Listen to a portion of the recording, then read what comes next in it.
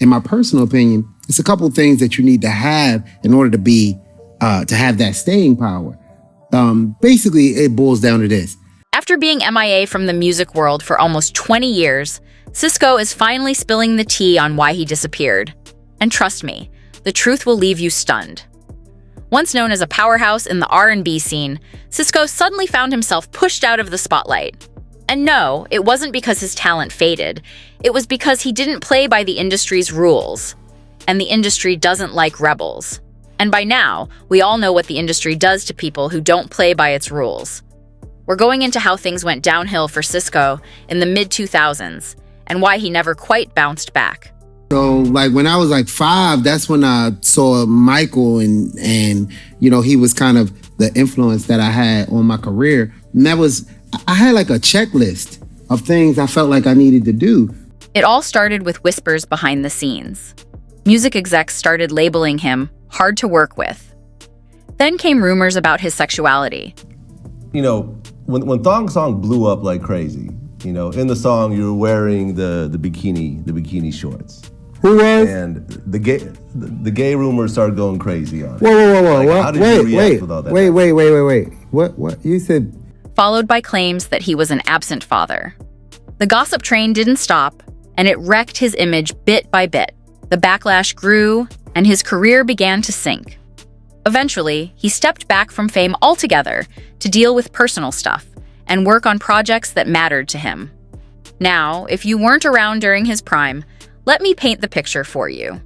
Sisqo was a total game changer. His music was electric, and his style, bold and way ahead of its time. We're talking silver hair, wild outfits, and vibes that inspired artists like Chris Brown. His 1999 album, Unleash the Dragon, was a whole movement. Songs like Thong Song and Incomplete ruled the charts. If he had kept riding that wave, he could have easily been one of the top R&B icons ever, but not everyone wanted to see him win. Let's rewind a bit, though. Sisqo was born as Mark Andrews in November 1978 in Baltimore, Maryland. He grew up in a close-knit Black family. His dad, Alonzo, was an electrician, and naturally, he hoped Sisqo would follow the same path, so he enrolled him in a vocational high school. But life had other plans.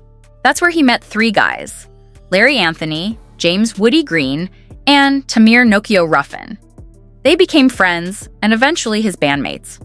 Because of his curly hair that gave off a Latin vibe, his friends started calling him Sisqo, and the name stuck. By the time he was 14, the 4 friends formed a group called Dru Hill, named after a park in their hometown. Sisqo took the lead as the frontman, and they started performing around Baltimore.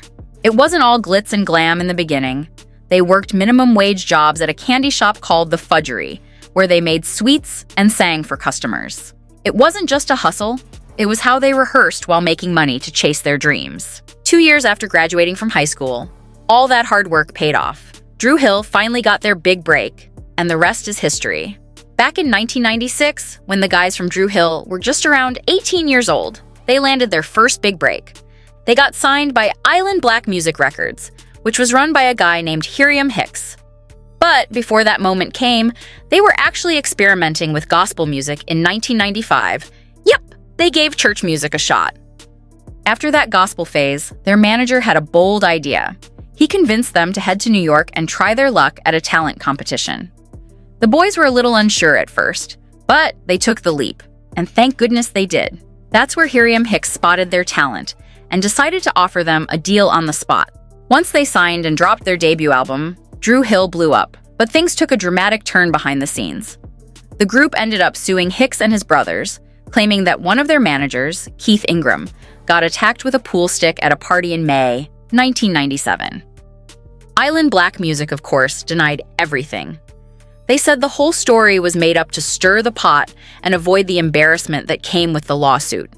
Instead of dragging it out, the label tried to make peace by offering Dru Hill a pretty sweet deal: a $5 million advance and a big bump in royalties, 20% from every album sold.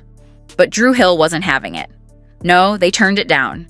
Instead, they hit back with a bigger demand: release us from the contract and pay us $9 million. Eventually, both sides reached some kind of agreement, and even though Dru Hill stayed with the label, the juicy details of the settlement were never shared with the public. Still, the drama didn't stop there. By 1999, James "Woody" Green, one of the original members, decided to walk away from the group to focus on gospel music. The rest of the guys also started doing their own solo things, but promised to come back together in 2001 to release another album.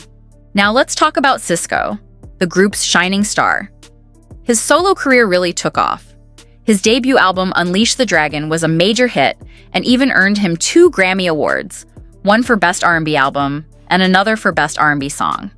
He was nominated in 4 categories and signed under Def Soul, part of the Def Jam label. But of course, Thong Song was the real game changer. That track became a global phenomenon. Every radio, every party, every dance floor was vibing to it. It climbed the charts, hitting the top 10 in Europe and landing at number 3 in the UK, Netherlands, and Denmark. And here's a fun twist. Rumor has it, Thong Song wasn't even meant for Sisqo in the first place. Yep, you heard that right. According to producers Marcus Collins and Tim Kelly, the song was originally supposed to go to none other than the king of pop himself, Michael Jackson. At the time, me and Tim, we basically were in a creative space thinking about Michael Jackson a lot. We knew we eventually wanted to get on Mike's album, so we were doing a lot of ideas that were out of the box from the normal things people had heard us do. So that was creatively this new sound we were trying to forge before we were even in touch with Cisco. Next thing I know, he's adding the kick in. It just sounded very urgent. You knew that it was a game changer. But again, we're thinking Michael Jackson. At the time, we wasn't thinking Sisqo. Let's just say fate had big things in store for Sisqo. His talent showed up at the perfect time, and boom, he took off. Especially with Thong Song, which became his biggest hit. And here's what Sisqo himself had to say about it. I wanted people to be happy when they heard Thong Song. I made the song extremely simple, but there are a lot of complex things going on in the music. For instance, I had some people who worked on Star Wars. I studied a lot of different classical songs before we wrote the entire string session. The reason I wrote it was that initially, the song had a Beatles sample from Eleanor Rigby. I had pretty much the whole song written. Pretty impressive, right? He was blending classical influences and Star Wars level production into a cheeky party anthem. But while Sisqo was riding the high of his success, trouble came knocking. Then enter the lawsuit. Turns out Ricky Martin's team wasn't too happy. They filed a case claiming that Thong Song copied the feel of Livin' La Vida Loca, all because of a few words. Yep, you heard that right. Just 4 words sparked a major legal battle. Crazy, right? But Sisqo ended up having to pay a hefty sum, and it definitely hit his pockets hard. And that was just the beginning of the drama. As Sisqo's star rose, the music industry started turning its back on him. People were even calling him the next Michael Jackson. That's how big he was getting. But Sisqo stayed loyal to his roots, maybe a little too loyal for the industry's liking. He didn't play by their rulebook. One big-name executive, Layer Cohen, reportedly started having problems with how Sisqo operated. Sisqo opened up about it in an interview. Once you get to that level of success, you have to play the game. That's what I did not understand, he said. I thought that once you had success, your job was the Robin Hood situation. You know, I'm from Baltimore, nobody has anything. When somebody had talent, I was hiring my uncle, my cousin, getting people I knew to run the studio. In other words, Sisqo tried to lift up the people around him, but the industry didn't like that. The label wanted their own producers, their rappers, their own control. But Sisqo? He wanted his cousin behind the mic and his own guy behind the soundboard. Me and the label just started bumping heads because I was hard to work with, Sisqo admitted. Instead of putting their person behind the console, I'd put my person behind the console. Instead of getting their rapper to rap on it, I'd get my cousin to rap on it. At the end of the day, Sisqo's biggest flaw was that he cared too much about helping his people. And that didn't sit well with the power players running the show. He didn't play by their rules, and they didn't like that one bit. So, they slowly pushed him out. But it wasn't just about music or money. It even came down to how he looked. Sisqo was famous for his bold style, especially that iconic platinum blonde hair. But when it came time to shoot the music video for Tell Me, the label told him to dye it back to black. Sisqo wasn't having it. He refused, saying that his hair wasn't just a fashion statement, it was a part of who he was. And honestly, that tells you everything you need to know about Sisqo. I guess it was because my hair's blonde. Oh, that's right. Everybody dyeing their hair blonde right now. Everybody's rocking leather right now. Everybody's doing everything I did back in the day. Are they gay too? He stood his ground, stayed true to his roots, and never let anyone reshape his identity, even if it meant losing it all. So, after all the back and forth about his hair, Sisqo finally gave in, kind of. He agreed to go back to black hair for the music video. But here's the real tea. During the shoot, Sisqo quietly snuck away and dyed it right back to his signature platinum blonde. Now, just imagine how furious the label executives must have been when he showed up with that bold blonde look again. They straight up warned him that his hair could ruin his career. And as it turns out, they weren't bluffing. The label followed through with their threat. But there was just one problem for them. Fans loved Sisqo's unique style. That blonde hair wasn't just hair. It became part of his identity and made him stand out from the sea of R&B artists at the time. But with all the attention came the rumors. People started speculating about his sexuality, saying he was gay because of his flashy fashion and that iconic hair. Sisqo shut it down, though, saying he was confident in his masculinity. Big Brother history. Dru Hill has had the gay rumors associated with him. You talked about this on This Is 50. Yeah, well, the gay rumors is once again unwarranted when I guess it was because my hair's blonde. Still, things got a little awkward when he went on Celebrity Big Brother and wore a black thong with everything on display. He later explained that there was a challenge to determine who would be the hunk of the house, and he went all in, hoping it would pay off. What? You said in the song I wore bikini shorts. I wore a mankini on Celebrity Big Brother.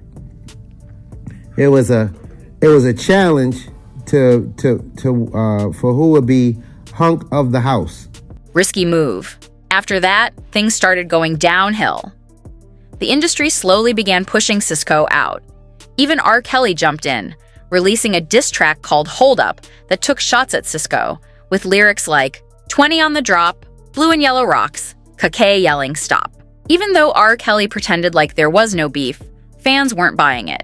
Many believed the bad blood started after Sisqo made a bold statement during a TV interview, shutting it down when it came to R&B. Instead of clapping back, Sisqo decided to take the high road and didn't respond. But just when you think things couldn't get messier, boom, more drama. A woman named Jamaa Fared from Switzerland filed a child support lawsuit, claiming that she had a child with Sisqo when she was only 14 and he was 21. According to her, they met during his European tour at a nightclub, and she said he invited her back to his hotel room. That scandal hit hard and really damaged his reputation. He tried to recover by reuniting with Dru Hill, but their comeback album flopped. People just weren't vibing with it like before. Then, in 2003, more chaos. Sisqo and his girlfriend at the time were arrested for allegedly shooting at a neighbor's car. After that, poof. Sisqo basically disappeared from the spotlight for years. He eventually popped back up in 2015 with his own record label, Dragon Music, and dropped a track called Last Dragon. In an interview with ABC News, he revealed that he'd been blackballed by major music execs because he refused to play by their rules. When it comes to his personal life, Sisqo seems to have found his peace. He married Elizabeth in 2018 in Minneapolis, after being together for 15 years. And yes, he did perform Thong Song at the wedding reception. Why?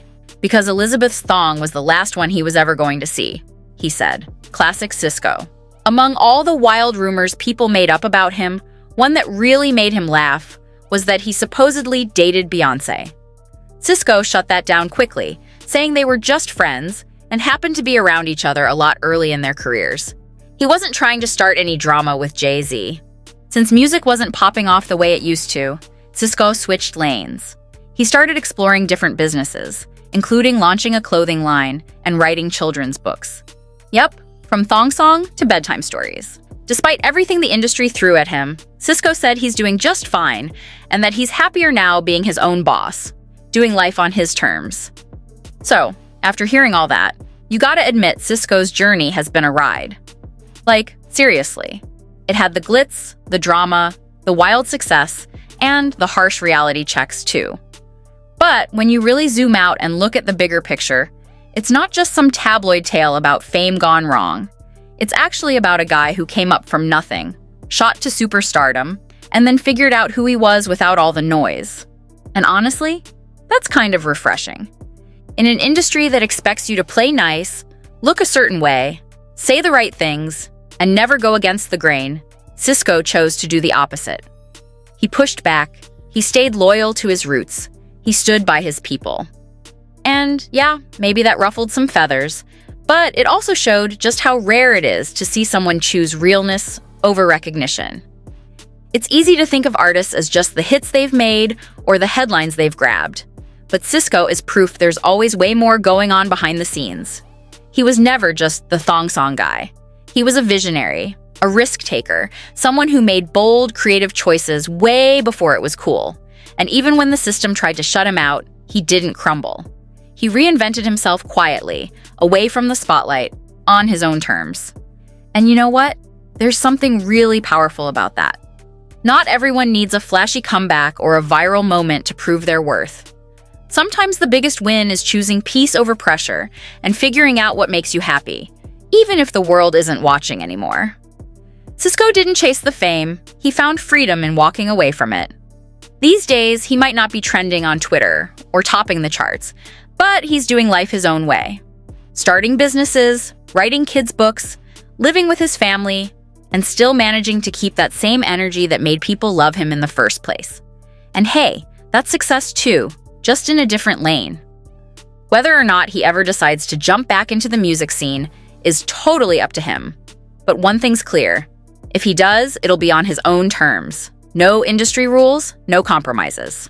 So yeah, Sisqo's story isn't just about what went wrong, it's also about what went right. Because at the end of the day, he stayed true to himself. And in a world that constantly tries to shape you into someone else, that's a pretty boss move. Now, I want to hear from you. Do you think Sisqo's got another album in him? Or is he better off doing his own thing in peace? Let me know what you think in the comments.